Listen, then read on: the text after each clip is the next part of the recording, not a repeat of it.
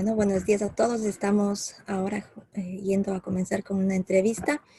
Hemos invitado en esta ocasión especial al doctor Antonio Martínez, quien es médico facultativo del Barcelona. Él trabaja en el Hospital San John y también tiene su especialidad en genética clínica y dismorfología. Entonces, en este día vamos a estar haciendo una pequeña conversación con él, quien nos va a estar hablando sobre un tema muy importante que son los síndromes de talla baja. Pero antes de nada, pues quiero darle la bienvenida al doctor por haber aceptado y a su vez también pues que él se presente y que nos hable un poquito de él y de lo que está haciendo y de todo su trabajo. Hola, buenos días, buenas tardes desde aquí, desde España. Soy Antonio Martínez Montseny, trabajo como pediatra y genetista clínico en el Hospital Sant Joan de Déu de Barcelona y me dedico a la valoración y seguimiento de niños con síndromes genéticos o sospecha de enfermedades raras. Durante esta charla hablaremos de los síndromes con talla baja y desde un principio conceptuaremos qué es la talla baja e iremos profundizando en diferentes síndromes que cursan con talla baja y cómo identificarlos. Perfecto. Entonces, comencemos. Le vamos a ir haciendo poco a poco, doctor, unas preguntas y ahí usted nos va explicando. Sé también que usted en algunas va a tener también material que nos va a compartir y para poder poco a poco hacernos entender mucho más de qué se trata esto, que es un tema muy interesante. Y pues hoy en día el tema de la genética se está haciendo cada vez más profundo y lo que antes no se sabía o se pensaba tal vez que no tenía nada genético que ver, hoy en día en cambio pues ya con el estudio del genoma ya se tiene más respuestas y con ello también puede ayudar para mejorar la calidad de vida de los pacientes principalmente. Sí, y para tranquilidad de los padres mucho más. Totalmente, sí, es muy importante, ¿no? El poder de la información y de que cada vez tenemos mayor cantidad de información y mayor calidad de esa información porque conocemos más sobre los aspectos genéticos, sobre el genoma y podemos dar respuestas a las que antes no teníamos. Claro que sí. Entonces, cuéntenos, doctor, ¿qué es la talla baja? Yo creo que para empezar con la definición de talla baja tenemos que empezar diciendo que es la talla normal, ¿no? La talla normal es más o menos 2 desviaciones estándar de la talla media para edad, sexo y etnia. Por lo tanto, sabiendo que es la talla normal, podemos decir que la talla baja es la que se sitúa por debajo de menos 2 desviaciones estándar o aquella por debajo del percentil 3. También podemos hablar de talla baja cuando hay una talla normal, pero que existe un hipocrecimiento. Esto quiere decir que hay una velocidad de crecimiento por debajo de menos 1 desviación estándar o por debajo del percentil 23 durante más de 2-3 años consecutivos. A este hipocrecimiento talla baja actúan tanto factores endógenos como factores exógenos. Los factores endógenos pueden ser tanto genéticos como hormonales, metabólicos, étnicos y en cuanto a los factores exógenos entran tanto los factores nutricionales como los afectivos, como el ejercicio en muchas de sus diferentes ramas. Para poder entender estos factores endógenos, sobre todo los endocrinos, hay que saber muy bien que el factor principal es la hormona del crecimiento y esta hormona del crecimiento actúa sobre los hepatocitos sintetizando la IGF-1, que es aquella hormona que va a ir a los huesos para poder actuar sobre las placas epifisarias de los huesos largos y poder producir un aumento del crecimiento, el poder favorecer el crecimiento. Y para esto tenemos que saber que hay varios factores que activan y ayudan a que esto se haga de una forma correcta y otros factores que inhiben esta formación del hueso. La hormona GHRH es la que activa esta hormona de crecimiento y luego tenemos la somatosina o, por ejemplo, el factor de glucosa elevada en sangre, que son factores que inhiben esta GHRH y, por lo tanto, el que se sintetice hormona del crecimiento. Por lo que tener estos conceptos básicos hormonales son importantes para poder saber cómo actúan estas hormonas en el crecimiento. Interesante. Doctor, una pregunta aquí respecto a lo que usted nos cuenta. ¿Desde qué edad más o menos ya se puede comenzar a detectar este tema de la talla baja y los percentiles y todo? Normalmente tenemos que esperar a los 2 años para poder definir el concepto clásico de talla baja, pero es verdad que en muchas clasificaciones ya hablamos de talla baja desde la época del nacimiento, dividiéndola entre talla baja prenatal, aquella que ya está presente desde el momento del nacimiento, o talla baja postnatal, la que aparece por encima. Pero normalmente desde endocrinología se espera a los 2 años para poder ver la evolución del niño y poder definir el concepto de talla baja. Ya, perfecto. ¿Qué tipos de talla baja hay? En cuanto a la clasificación de talla baja tenemos varias formas de clasificarlo, pero una que es bastante utilizada y a mí me gusta es la etiopatogénica, que divide la talla baja en 2 grandes grupos: la talla baja idiopática, que equivaldría al 80% de la talla baja, y la talla baja patológica, que ahí es donde estarían los síndromes genéticos de los que vamos a hablar posteriormente.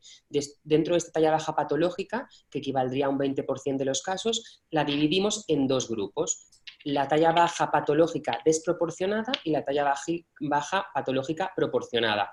Sobre todo es importante saber que dentro de la talla baja patológica desproporcionada tenemos el gran grupo de displasias esqueléticas. Y después, la talla baja proporcionada la dividiríamos en origen prenatal y origen postnatal. Entrando en el grupo de origen prenatal, que sería menos frecuente, tenemos los factores que producen un retraso del crecimiento intrauterino, como pueden ser factores maternos, placentarios, infecciones o teratógenos, y luego ya dentro de la prenatal también tendríamos los trastornos genéticos, aquellos cromosómicos o genómicos y aquellos síndromes genéticos monogénicos, que luego veremos ejemplos. Y por otro lado, dentro de la talla baja patológica proporcionada, la postnatal, que sería más frecuente que la prenatal, tenemos factores como la malnutrición, enfermedades crónicas no endocrinas, como digestivas, respiratorias, renales o hematológicas, aquellos trastornos crónicos endocrinos y luego las carencias por aspectos psicosociales que también podemos ver. Esta sería una de las clasificaciones más frecuentes y más prácticas para estudiar la talla baja. Ya, y de esta última que usted nos cuenta sería prácticamente la más sencilla, digamos, de tratar, porque el cambio como son otro tipo de factores, ¿verdad? Sí, yo creo que aborda la talla baja desde un punto de vista clínico y también tiene en cuenta cuándo se inicia y aspectos como la proporcionalidad de los miembros.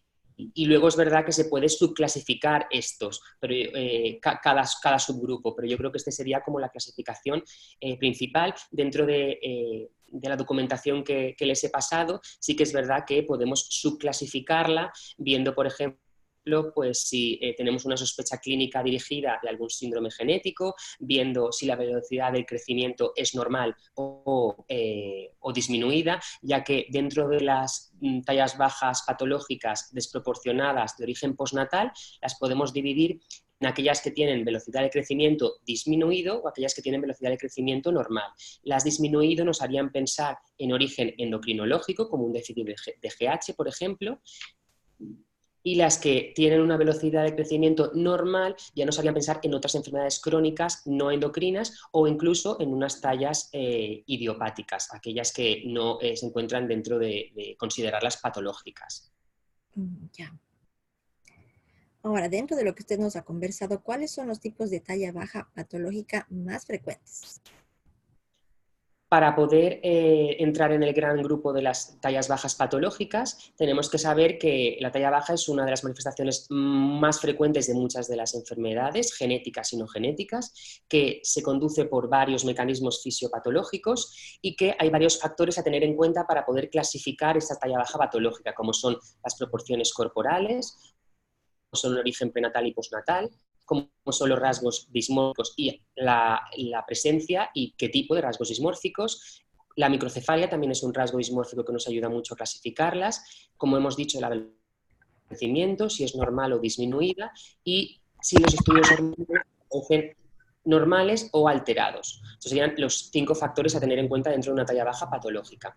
Aquellas que son de origen prenatal, como hemos visto, podemos dividirlas en 2 grandes grupos: las que se deben a un retraso de crecimiento intrauterino en la que aparecen factores maternos, infecciosos y teratógenos, y luego ya aquellas que son de origen genético, en las que dividimos las cromosomopatías, como pueden ser el síndrome de Turner, o monosomía X, y la trisomía 21.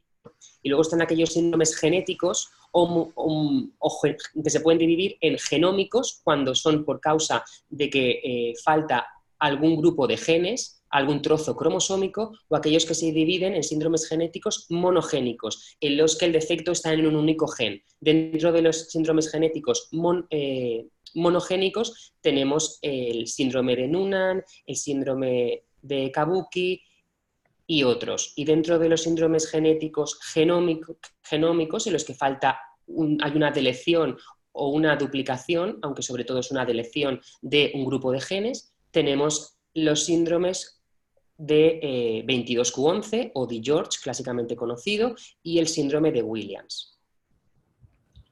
Luego, dentro de aquellos de origen postnatal, tenemos, como hemos dicho, el que sería el más frecuente a nivel mundial, que sería la malnutrición, y luego ya dentro de las enfermedades crónicas no endocrinas, tenemos las que son de origen gastrointestinal, que serían las más frecuentes, la celiaquía o la enfermedad inflamatoria intestinal. La celiaquía es una de las causas más frecuentes que siempre tenemos que sospechar en un niño en el que también aparecen otros síntomas como diarrea, abdomen muy distendido con extremidades muy delgadas, en un niño en el que previamente había nacido con antropometrías normales. Y luego ya tendríamos las que se deben a una causa de endocrinopatía, como puede ser el déficit de GH, el raquitismo o alteraciones de la hormona tiroides o paratiroides. Una de las causas más frecuentes o que hay que descartar y buscar cuando son de origen endocrino son el déficit de GH, ya que supone un 5% de las causas de talla baja. Y puede ser primario, el que es igual a hipofisario, secundario, que sería cuando es suprahipofisario, o periférico, con una resistencia a las hormonas. En cuanto a ese déficit de GH, algunas de las características que nos indican que nos encontramos en un niño con talla baja, déficit de GH, puede ser cuando asocian hipoglucemias, micropene, exceso de grasa subcutánea, y cuando hay un pico de respuesta de GH menor de 10 nanogramos mililitro en las pruebas de estimulación. Y este déficit de GH también se puede deber, como hemos dicho, a causas congénitas y adquiridas, desde causas genéticas a causas traumáticas, infecciosas o tumorales.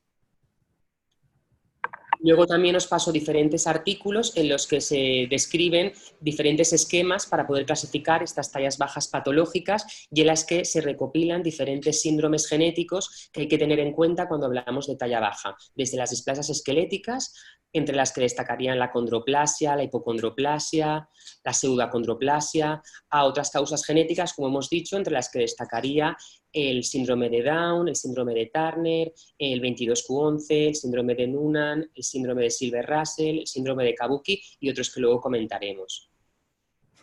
Ya, según de todo lo que me cuenta y lo que nos está indicando, pues esto es un mundo, o sea, es algo sumamente amplio. O sea, cuando le llega realmente un niño, un paciente con talla baja, pues hay muchas cosas por hacer. Entonces, en este caso aquí, mi pregunta sería, ¿cómo podemos diagnosticar a un niño con talla baja? Como bien dices, la verdad es que es un síntoma muy amplio, es una de las causas más frecuentes en pediatría y por lo tanto tenemos que profundizar y hacer una anamnesis y una exploración física muy amplias y también luego dirigidas. En cuanto a la anamnesis o la historia clínica, los antecedentes familiares es muy importante que preguntemos por la talla de ambos padres y antecedentes familiares de talla baja, el tiempo de la pubertad de los padres, si existe o no consanguinidad.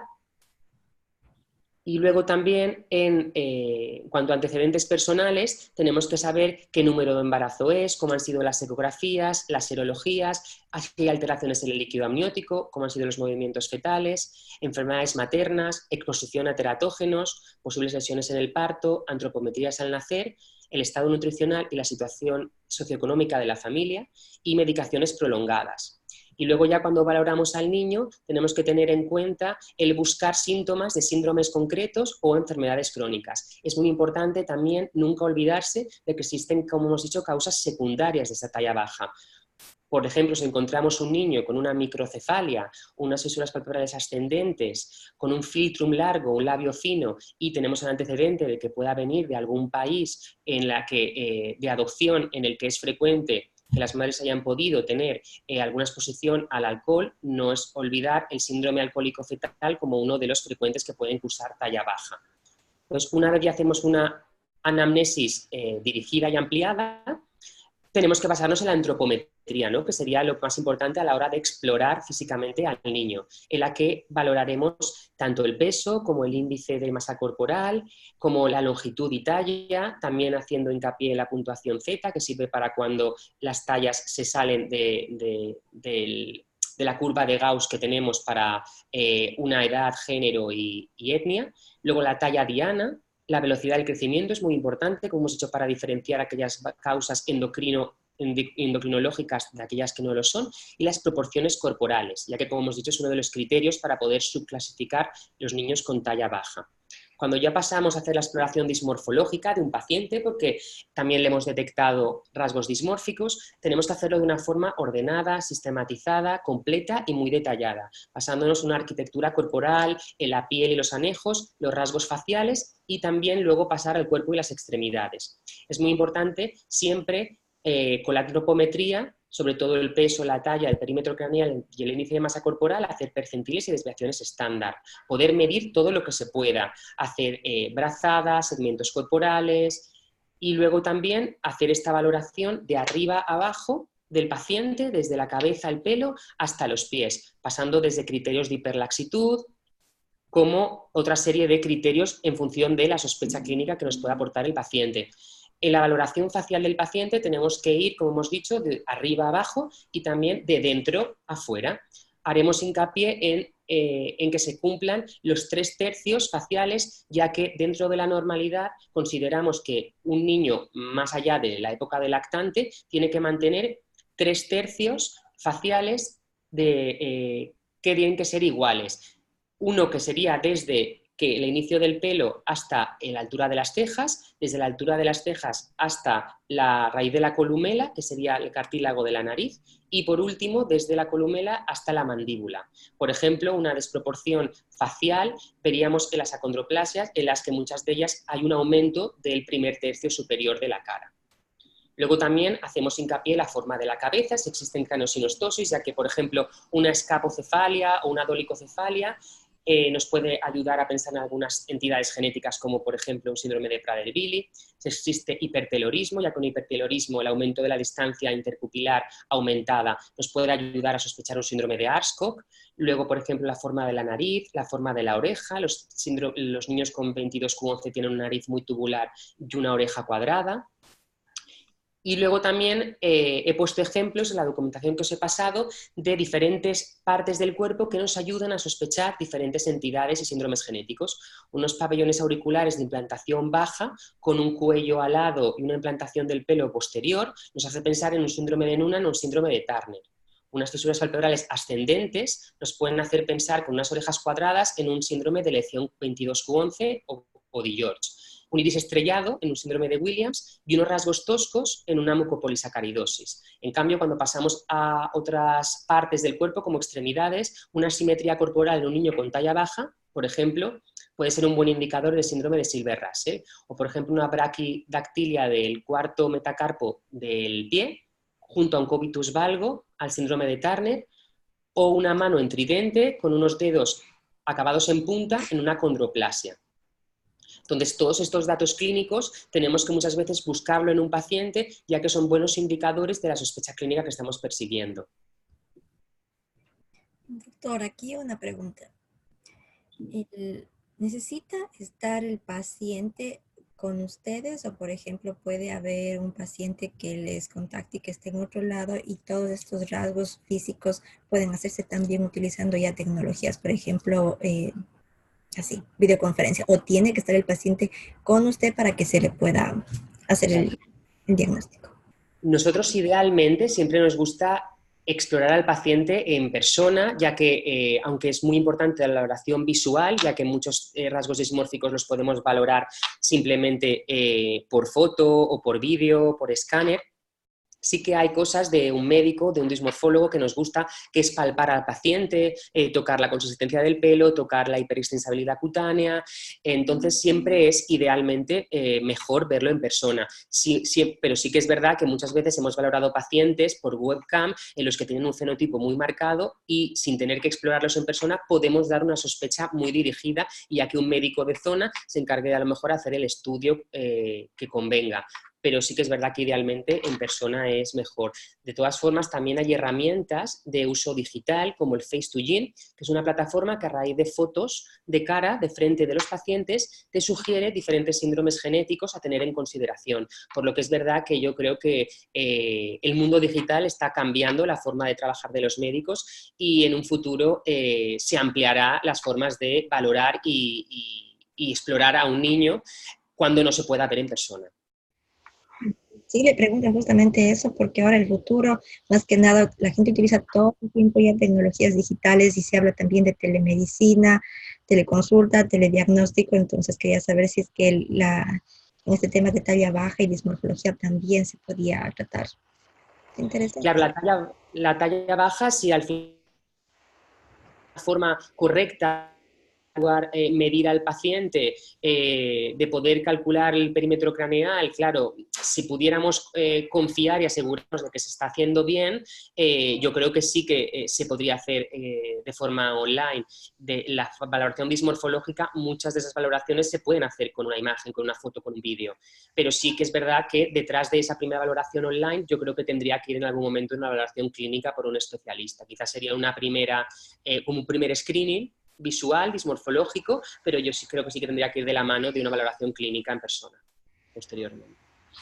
Y en ese sentido, ¿qué pruebas complementarias se utilizan para realizar el diagnóstico diferencial de la talla baja? Como hay varios tipos, por ejemplo, que se nos había hablado, entonces quisiera saber cuáles son las pruebas complementarias o de qué forma va diferenciando.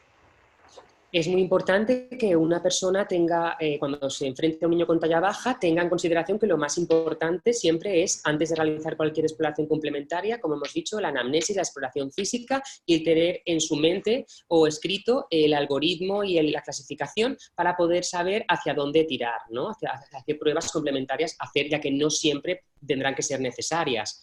Entonces, disponemos de herramientas de fenotipado clínico, como he comentado el Face2Gene, que es una herramienta que a partir de fotos clínicas nos puede ayudar a sugerir diferentes síndromes genéticos, que ya nos puede orientar en qué pruebas pedir. Pero es verdad que cualquier niño en el que no tengamos una sospecha clara de cuál es el origen de esa talla baja, habrán dos pruebas complementarias que son las más importantes, como serán las pruebas de laboratorio y las pruebas de imagen. En cuanto a las pruebas de laboratorio, solicitaremos una analítica de sangre con hemograma, estudio de hierro, PCR y velocidad VSG, descartar la celiaquía, transaminasas y luego ya todo el patrón hormonal, obviamente muy importante las hormonas tiroides y paratiroides y las hormonas del crecimiento. Entonces, luego, desde las pruebas de imagen, tendremos muy importante la edad ósea, que nos da pistas sobre cómo es la velocidad del hueso para crecer. Luego, serie ósea, que nos dice cómo está la arquitectura ósea de ese paciente. La telemetría, para poder graduar diferentes sospechas de dismetrías, de asimetrías corporales. Y luego, resonancia craneal y resonancia de hipófisis para alteraciones que sospechemos del sistema nervioso central. Luego ya cuando tengamos estas pruebas hechas en función de la valoración, vendrían ya los estudios genéticos. Los estudios genéticos es lo que está dando más vuelco, más crecimiento exponencial en los últimos años y han ido avanzando y cambiando. Tenemos desde estudios cromosómicos que nos miran los trastornos cromosómicos, como son el cariotipo, que se está sustituyendo en algunos algoritmos por el array, CGH, que se llama. Luego tendríamos el estudio dirigido para, por ejemplo, Prader-Willi o Silver-Russell, que son estudios concretos que se llaman kits de metilación de MLPA, de estos síndromes. Y luego ya tendríamos el gran mundo de los exomas y genomas, que son más para buscar causas de, por ejemplo, displasias esqueléticas en las que hay un conjunto de genes muy amplios, o cuando tenemos una sospecha de un síndrome genético o de varios y queremos mirar varios genes concretos a la vez.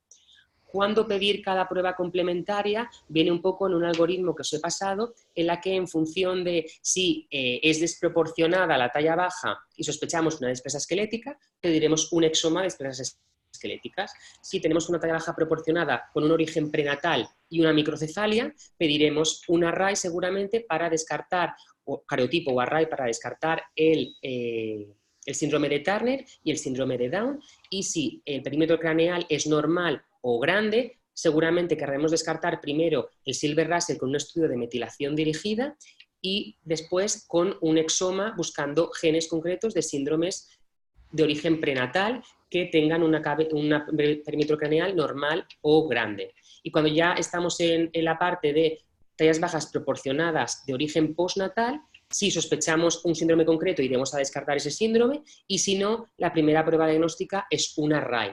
Si este array nos sale negativo, pasaremos consecutivamente a hacer el exoma. Esto sería un poco, de forma simplificada, la batería de pruebas, sobre todo genéticas, que muchas veces son las que crean más dudas para cualquier niño con talla baja. Y esos serían los más importantes, o sea, los que tenemos o de todos esos hay como extraer algunos que sean más importantes. Es que no se ha oído bien la pregunta. ¿Me puedes repetir, por favor? Decía, de todos los que usted me acaba de indicar de los estudios genéticos, ya, de esos podemos considerarlos todos importantes, o a su vez habría de esos clasificar, por ejemplo, un ejemplo, son los más importantes. Claro, yo creo que para un médico, un endocrino, un genetista, un profesional que valore un niño con talla baja, tiene que tener en mente, yo creo que 3 estudios genéticos importantes, como podrían ser el array que sustituye en mucha medida el cariotipo.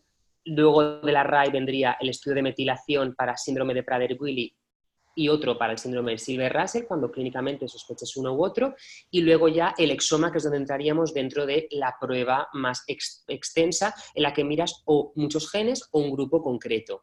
Y ya fuera de los estudios genéticos, es verdad que es muy importante saber que antes de solicitar un estudio genético, tú tienes que haber descartado otras cosas que se pueden mirar en una analítica normal y haber hecho las pruebas de imagen pertinentes. Por lo que es muy importante también tener en cuenta que hay diferentes abordajes de valorar un niño con talla baja. Hay una valoración que es la clásica, que es la de conducida por el fenotipo, en la que tú vas estudiando el niño y el estudio genético es lo último, y también es verdad que hay algunas tendencias a que cuando se tiene un niño con talla baja, tú le haces directamente el exoma genético y ya depende de lo que salga, empiezas a hacer el resto de pruebas complementarias.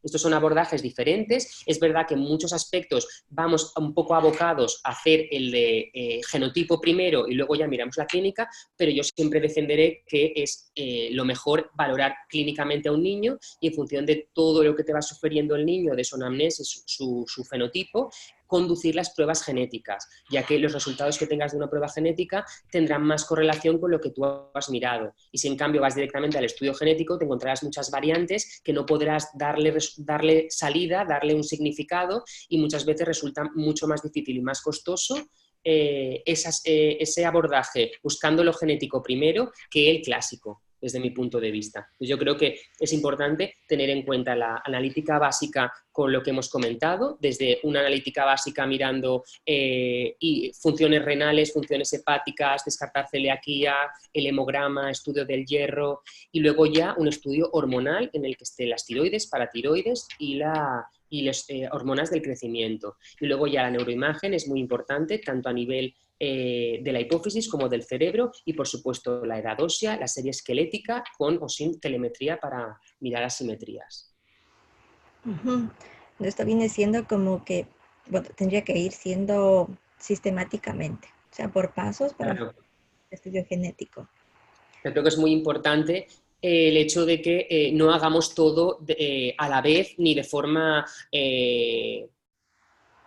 como decirlo de una forma ampliada o sin criterio, ¿no? Porque yo creo que estas pruebas son consecutivas, como hemos dicho, y la mejor forma, desde mi punto de vista, es hacerlo de forma consecutiva desde la clínica, pasando por estudios de analítica básica, edad ósea, analítica hormonal y ya en función de cómo aparecen en muchos algoritmos, en función de lo que te vaya saliendo, te irá conduciendo a unos estudios genéticos u otros. Pero creo que sí que es importante no dar la sensación o no dar la idea de que se tienen que hacer todos a la vez.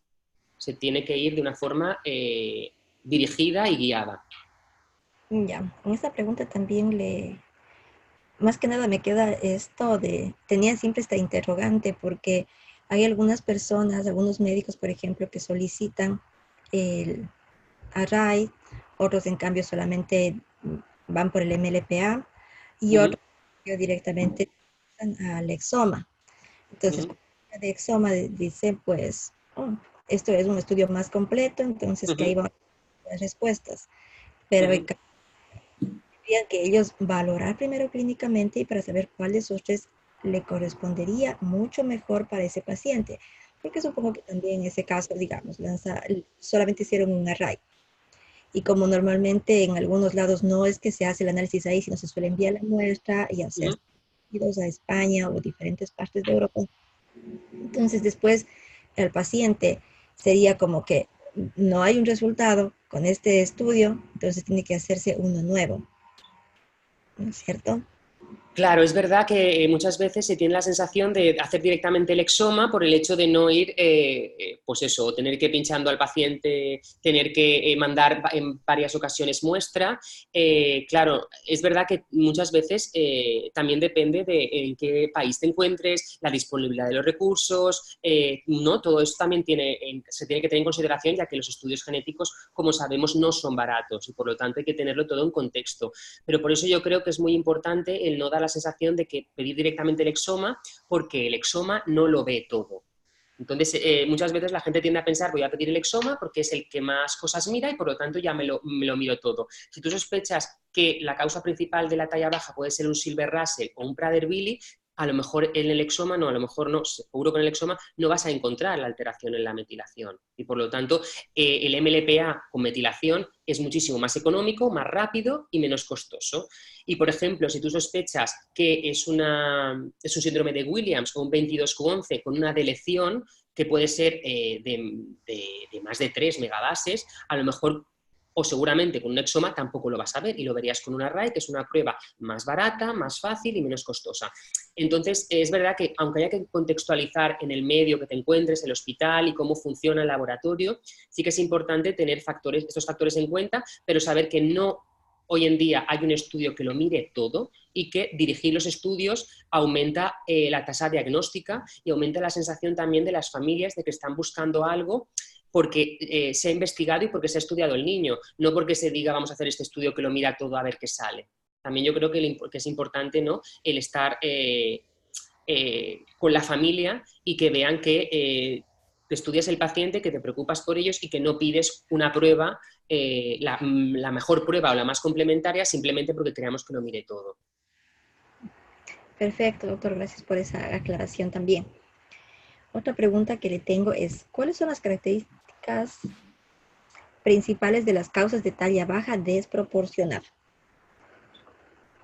Perfecto. Dentro de la talla baja desproporcionada, yo creo que lo más importante es acordarse de las displasias esqueléticas, pero sí que es verdad que algunas otras causas que simulan displasias esqueléticas o que se pueden solapar también pueden aparecer, como son las mucopolisacaridosis, el raquitismo. Dentro de las tallas bajas tenemos que tener en cuenta la más conocida, la más frecuente, que es la condroplasia.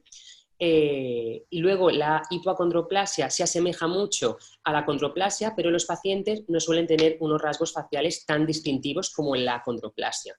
Y luego también está la pseudoacondroplasia, que son niños que no tienen rasgos dismórficos faciales y que se caracterizan porque tienen unas piernas muy incurvadas y una hiperlordosis lumbar. Entonces, las displasias esqueléticas es un gran mundo, es un gran conjunto de síndromes que son difíciles muchas veces de clasificar y tenemos muchas clasificaciones diferentes, pero es verdad que estarían dentro del grupo de las desproporcionadas y que, aunque algunas se asemejen a algunos síndromes genéticos, una serie esquelética bien hecha y bien documentada ya nos puede dar muchas pistas sobre qué tipo de displasia esquelética estudiar.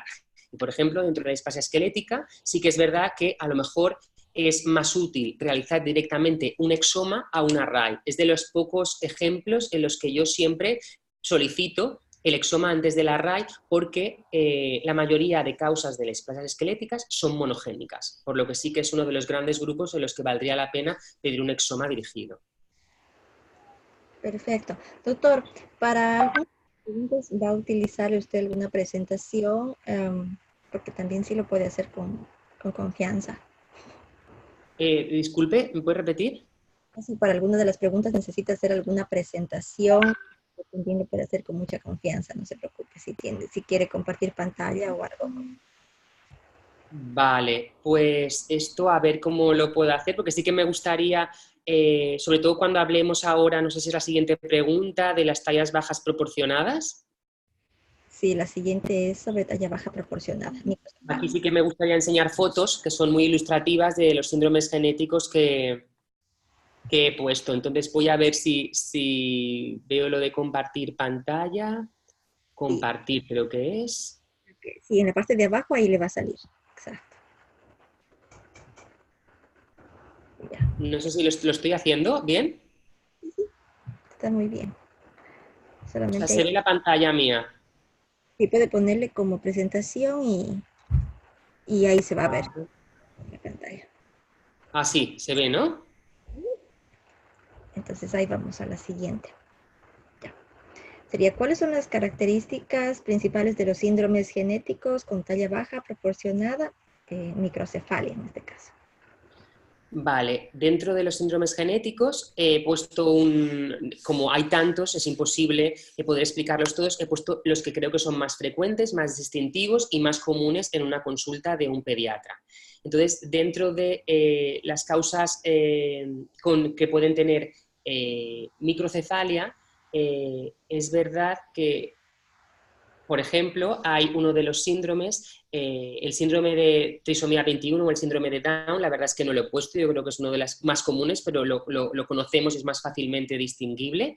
Y sobre todo pues, en el síndrome de Down o trisomía 21 es fácil diagnosticarlo y reconocerlo, ya que es algo que vemos, pues nos enseñan desde que somos jóvenes o desde que estamos estudiando y yo creo que es de los más frecuentes que pueden cursar con talla baja. Luego, otro de los síndromes que ya es más difícil de reconocer que tiene talla baja y que puede tener microcefalia es el síndrome 22q11, que es la foto que les pongo ahora, en la que aparecen 3 pacientes y que, como pueden ver, tienen unos rasgos faciales con una frente estrecha, con unas fisuras palpebrales ascendentes, esta nariz tubular, este filtrum hipoplástico y corto, con esta boca pequeña, esta microstomía y estas orejas pequeñitas que pueden ser cuadradas. El síndrome 22q11 se caracteriza por esta facies, que a veces llaman adenoidea, que puede aparecer fisura palatina y la tríada más característica sería la de hipocalcemia con cardiopatía congénita y con alteración del timo que puede cursar con inmunodeficiencias, la tríada típica del 22q11.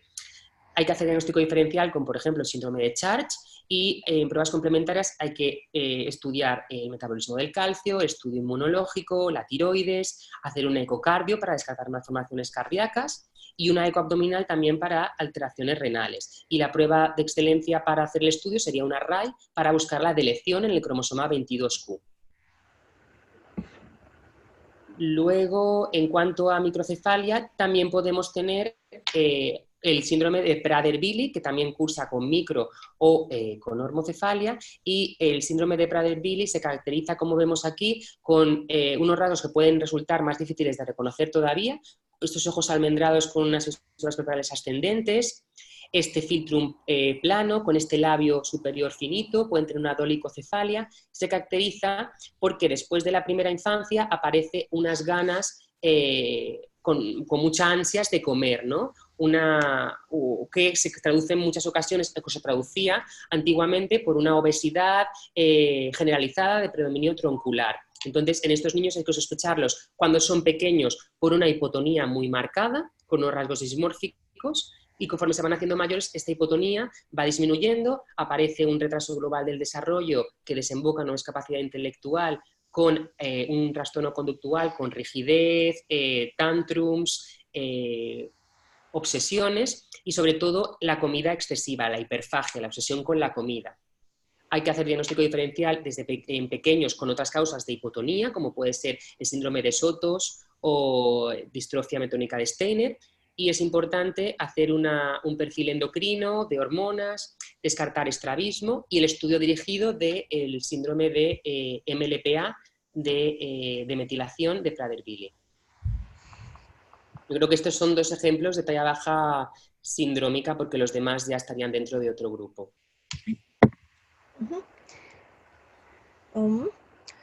¿Cuáles son las características principales de los síndromes genéticos con talla baja proporcionada no microcefálica? Dentro de este gran grupo tenemos una de las causas más frecuentes en niñas de talla baja sindrómica. Aquí podéis observar sobre todo que hay una expresividad variable muy amplia. Estas tres niñas tienen la misma causa genética, es el síndrome de Turner, en la que tenemos unos rasgos como puede ser el hipertelorismo, con esta discreta tosis palpebral bilateral de predominio izquierdo, este filtro largo y aplanado con estos labios finos, estas orejas de implantación un poco bajas, despegadas y sobre todo este cuello alado que si la viéramos por detrás se asocia a una implantación del pelo posterior baja y estas orejas de implantación baja en la mayoría de ocasiones. Y también fisuras palpebrales pueden estar descendentes, pero en esta niña tampoco se aprecian mucho. Hay que tener en cuenta que estas niñas tienen inteligencia normal y que hay que descartar alteraciones de la aorta y sobre todo la presencia de la disgenesia ovárica que produce amenorrea primaria y causa de infertilidad. También es importante saber que pueden tener las alteraciones de los dedos, del cuarto y quinto dedos, y linfedema de manos y pies. Es muy fácilmente solapante con el síndrome de Turner. Y el diagnóstico sería por cariotipo o por array. Y también buscando mosaicismos, ya que hay pacientes en los que tienen una proporción de células con cariotipo 45X y otra proporción de células con 46XX. Otro de las causas con perímetro craneal normal, con normo o macrocefalia, podría ser el síndrome de Williams, que se diferencia por esta facies que llamamos de duende, de elfo, con estas fisuras palpebrales ascendentes, estos párpados llenitos, estas orejas con la parte superior del hélix hacia arriba, como de duende, esta nariz redondita, con esta punta bulbosa, redondita, esta boca grande con estos dientes cuadrados y separados y sobre todo estas mejillas como caídas por esa hiperlaxitud que tienen. Y aparte de estos rasgos morfológicos es importante descartar la afectación cardíaca, suelen tener estenosis supravalvular aórtica, alteraciones del calcio, ya que al contrario que el 22,11 que puede tener hipocalcemia, ellos pueden tener hipercalcemia, es importante descartar afectación renal y la medición de la tensión arterial, ya que se produce por una deleción del 7Q, se diagnosticaría a través de una array CGH. Otro de los síndromes más frecuentes que cursan con talla baja sin microcefalia es el síndrome de Noonan, que como hemos dicho se parece al síndrome de Turner. Aquí tenemos un niño y una niña con síndrome de Noonan. El niño, pues vemos este hipertelorismo, estas fisuras palpebrales descendentes con este epicanthus, esta discreta tosis palpebral más derecha, esta base nasal ancha con un poco de rasgos toscos en algunas ocasiones, estas orejas de implantación baja, que son de los síndromes que más orejas de implantación baja tienen, con rotación posterior y también suelen tener cuello ancho, alado y la implantación del pelo posterior baja. Es muy importante descartar a nivel cardíaco la estenosis pulmonar valvular, ya que es muy frecuente y muy significativa de este síndrome. Y hay que mirar también fallo en el hemograma como plaquetopenia, descartar alteración de la tiroides y también es frecuente la criptorquidia, unio bilateral, ya que el síndrome de Noonan está dentro de lo que llamamos el grupo de rasopatías y puede a veces ser difícilmente diferenciable de cardiofacio cutáneo o costelo. Se tiene que hacer un exoma dirigido a varios genes, ya que el síndrome de Noonan no está causado únicamente por el PTPN11, que lo causa en un 50% de los casos, sino como hay otros genes involucrados, se haría un estudio de panel de genes o exoma dirigido a esos genes. Luego también tenemos el síndrome de Silver-Russell como una de las causas también más representativas de talla baja no microcefálica, en la que vemos un niño con esta forma de la cabeza triangular, con una frente amplia y abombada, estos rasgos faciales como confinados a la parte inferior de la cara, estas orejas despegadas, y es muy llamativo los otros dos datos clínicos, que sería una asimetría corporal y una clinodactilia marcada, aunque una clinodactilia es verdad que es un dato muy inespecífico, de forma aislada. Aquí tendríamos la representación de cómo podría ser la cara, triangular con esta frente abombada. Y también pueden aparecer manchas café con leche y sin dactilia. Es importante decir que los niños con síndrome de Silver-Russell, la mayoría tienen un cognitivo normal. Y el estudio genético para confirmarlo sería a través de un MLPA de metilación dirigido a síndrome de Silver-Russell. Y yo creo que con esto hemos repasado algunos de los síndromes genéticos que cursan con talla baja no microcefálica. De estos que nos ha conversado, de estos últimos, ¿todos tienen, a nivel intelectual, están normales o hay alguno en el que tenga alguna deficiencia? Es verdad que no me he centrado en este aspecto, pero por ejemplo podemos repasar el síndrome de Silver-Russell. Normalmente tiene un cognitivo normal, no tiene discapacidad intelectual, aunque tenemos algunos casos que sí que tienen un retraso psicomotor. Luego el síndrome de Noonan suele cursar con discapacidad intelectual borderline o leve, aunque exista algún caso de alguna moderada, pero la mayoría tienen una discapacidad leve. En cuanto al Prader-Willi, sí que es una discapacidad leve moderada, en la que también el trastorno conductual no ayuda mucho y esas obsesiones y esa obsesión, ¿no?, por la comida. En cuanto al síndrome de Williams, también tendría discapacidad intelectual leve y en algunos casos puede ser más importante. El síndrome 22q11 también tiene discapacidad intelectual, la mayoría de ellos leve.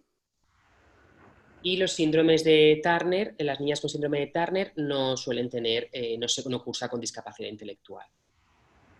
Muchas gracias, doctor.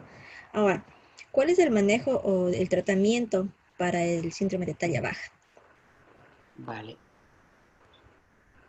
Tenemos aquí en la presentación, vemos cómo, después de hablar de los síndromes, hay una parte importante, ¿no?, de cómo manejamos estos pacientes.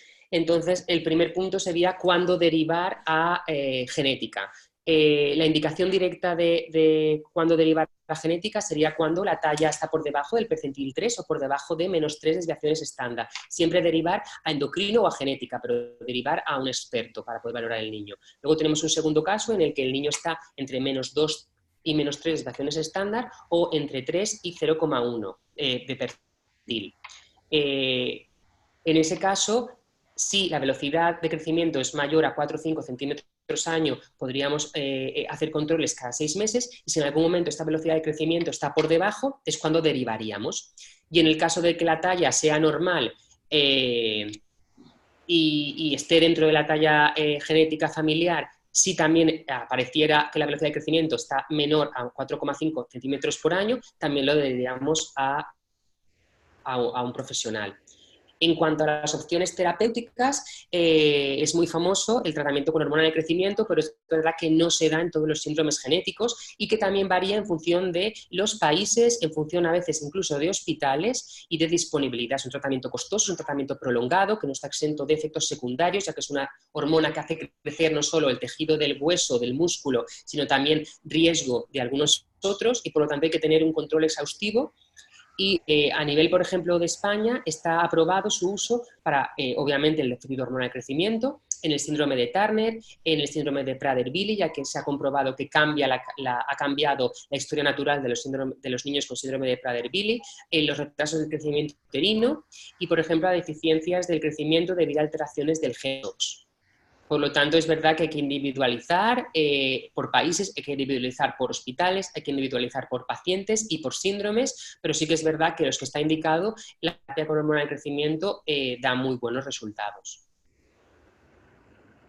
Y luego aquí también, dentro del material que os he puesto, hay un artículo que amplía diferentes genes en los que se está viendo que están muy involucrados en la causa genética y que en un futuro podrían ser también candidatos a hormonas del crecimiento.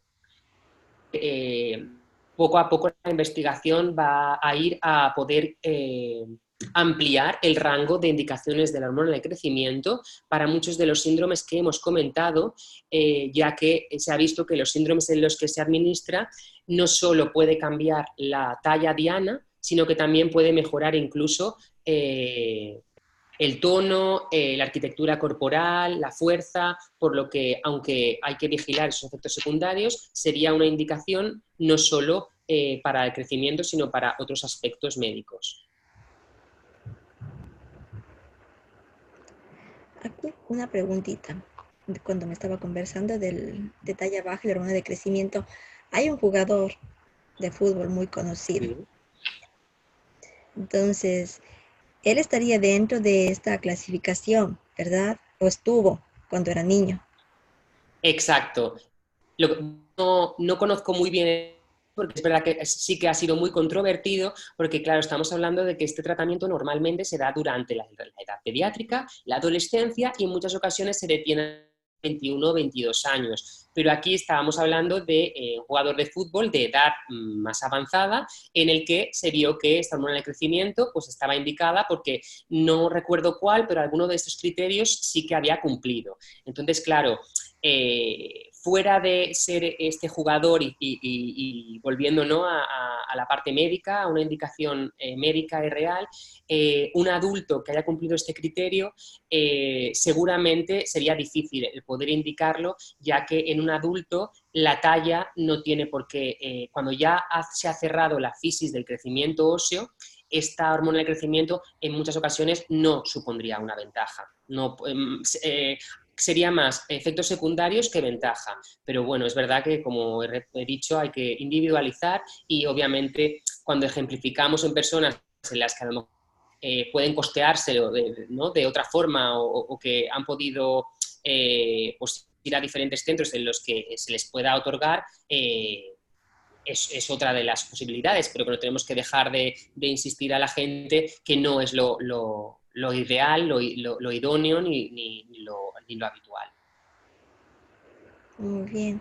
Doctor, en el hospital en el que trabaja usted, ¿ahí hacen todo ese tipo de análisis o otra vez trabajan con laboratorios aparte que son ya los encargados específicamente en estos No, la estudios? verdad es que en el Hospital San Joan de Deus desde hace unos años se ha apostado por la genética, sobre todo en tener un laboratorio de genética amplio y completo, y la verdad es que hoy en día en el hospital disponemos de todos los servicios, desde cariotipos, arrays, metilación, Sanger, secuenciación NGS, pero sí que es verdad que con la NGS llegamos a estudiar exomas clínicos, pero no hemos llegado a hacer exomas tríos ni genomas, ¿no?, que muchos hospitales de Estados Unidos o incluso de algún país de Europa se están haciendo genomas, que sería ya, ¿no?, como la prueba más amplia, más completa, pero en nuestro hospital no disponemos todavía de la infraestructura ni la capacidad de recursos humanos para poder hacer genomas. Ya, y en España, o en la zona en la que usted trabaja, más o menos qué porcentaje, cuál sería la incidencia que pueden ustedes normalmente ver en pacientes con talla baja que lleguen a la consulta. Claro, es difícil de calcular porque muchas veces no vienen por talla baja. Tú lo valoras y de repente encuentras la talla baja. Entonces, no podría dar una cifra precisa porque habría que tener en cuenta que muchos ya se siguen en endocrino del hospital y que únicamente nos lo comentan para hacer el estudio genético. Otros entran directamente desde el pediatra del ambulatorio a nuestra consulta por talla baja. Y luego también hay otro grupo que vienen de otros servicios por otro motivo y nosotros le diagnosticamos la talla baja. Pero aunque no pueda dar cifras, sí que tengo que decir que es una de las consultas o de los motivos más frecuentes que vemos en dismorfología, en genética clínica, tanto aislado como solapado con otros rasgos dismórficos a estudio. Por lo que el tener conocimiento sobre este aspecto es muy importante, ya que en la clínica nos lo vamos a encontrar consecutivamente. Perfecto, doctor, muchas gracias. De todo lo que hemos conversado, si nos puede dar su principales puntos como manera de concluir. Perfecto, sí, he hecho esta diapositiva de conclusiones, ¿no? Ideas para llevar a casa, que serían como que la talla baja es uno de los motivos de consulta más frecuentes en pediatría, que ante un niño con talla baja primero habrá que descartar que se trate de variantes de la normalidad, que ante una talla baja patológica es útil valorar las desproporciones, el origen y la presencia de rasgos dismórficos como la microcefalia. El análisis de la relación entre la edad cronológica, la edad ósea y la velocidad de crecimiento en un periodo de 6 meses aportan datos para poder diferenciar entre el normal y el patológico. También es importante que antes de solicitar el estudio de laboratorio hagamos una anamnesis exhaustiva, una exploración física global y dismorfológica con maduración ósea y descartando siempre las causas secundarias. Ante un paciente con talla baja sindrómica, buscar signos clínicos de los síndromes que más frecuentemente vemos en consultas, como son el síndrome de Turner, síndrome de Down, el síndrome de Noonan, la deleción 22q11, el síndrome de Williams, el Prader-Willi y el Silver-Russell. No siempre estará indicado realizar un estudio genético y en caso afirmativo los más frecuentes son el array y después el exoma. Y siempre derivar a consultas de endocrinología genética o de un experto en estos campos cuando tengamos una talla baja por debajo del percentil 3 o por encima del percentil 3 si la velocidad de crecimiento está menor a 4 o 5 centímetros año. Bueno, doctor, muchísimas gracias. Creo que toda la explicación ha sido bastante clara. Me gusta muchísimo y más que nada porque en la ciudad en la que yo estoy asimismo, pues hay pacientes que llegan como a la consulta justamente por este tema de talla baja. Los padres siempre preocupan, los niños no crecen o están en eso y a veces están dándoles que vitaminas y que otras cosas más, cuando en realidad pues lo ideal sería llevarle al pediatra y pues que él mismo valore y a su vez que en caso de que sea necesario pues a su mismo derive a ya un profesional experto como sería un genetista que sabe ya de este tema. Sí, sí, estoy de acuerdo. Yo creo que lo importante es una valoración clínica. Nos lo podemos encontrar en muchos diferentes sitios, en el ambulatorio, en consultas de urgencias, en las consultas hospitalarias. Y lo importante, yo creo que hay que quedarse con los puntos clínicos importantes, qué estudios poder pedir y cuándo derivar. Gracias, doctor. Ha sido un gusto tenerle por aquí en esta visita, en esta entrevista, en la cual nos está dando sus conocimientos y también muchas directrices de qué es lo que se tiene que hacer. Y esto no solamente sirve pues para profesionales, sino también en el caso de que, por ejemplo, estos últimos datos también para padres que están preocupados. Exactamente. Y espero que tengamos asimismo otra oportunidad de poder estar conversando con usted. Estaría encantado. Muchas gracias.